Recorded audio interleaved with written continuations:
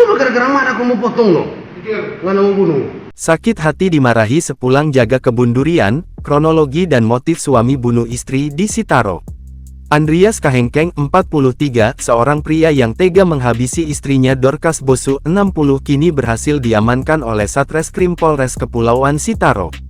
Diketahui bahwa peristiwa yang terjadi di Siau Tagulandang Biaro, Sitaro, Sulawesi Utara, Kamis tanggal 15 Februari tahun 2024 itu sempat membuat heboh masyarakat setempat. Di hadapan pihak kepolisian, Andreas mengaku bahwa dirinya melakukan hal tersebut lantaran emosi kerap dimarahi istrinya itu. Kapolres Kepulauan Sitaro, AKBP Iwan Permadi menjelaskan bahwa peristiwa itu bermula saat Andreas pulang pasca menjaga kebun durian pada pukul 3 waktu Indonesia Tengah. Sesampainya di rumah, ia membangunkan istrinya yang sedang tertidur dan kemudian menuju ke dapur untuk mengambil makanan.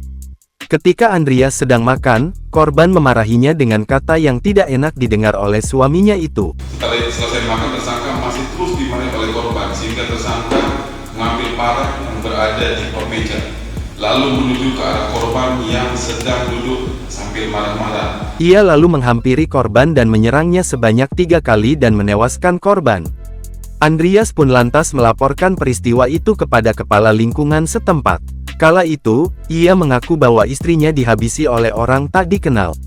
Namun setelah diusut lebih dalam, akhirnya terungkap bahwa Andreas lah yang menghabisi nyawa istrinya tersebut. Jadi waktu kita akan olah TKP kemarin, jadi saya, Pak Kasat Reskrim, Kapolsek Siau Timur, beserta anggota Resmob menuju ke TKP di Karalu. Dari sana itu kita melihat memang ada gelagat-gelagat yang mencurigakan daripada tersangka yang sudah diamankan ini. Gelagat-gelagatnya yaitu beliau memang menangis, dia menangis, seakan-akan memang sedih sekali dia punya tampilan. Tetapi melihat dari situasi dan kondisi dan ada kejanggalan dan dari air muka, kami sebagai penyidik sebenarnya sudah agak curiga dengan itu. Hingga saat ini, pihak kepolisian masih mengusut kasus ini untuk mengungkapkan motif tersembunyi di balik kasus ini. Jadi memang untuk sementara, berdasarkan bukti permulaan yang kami temukan, kami mentersangkakan yang bersangkutan ini dengan pasal 338, ancaman hukumannya 12 tahun. Ya.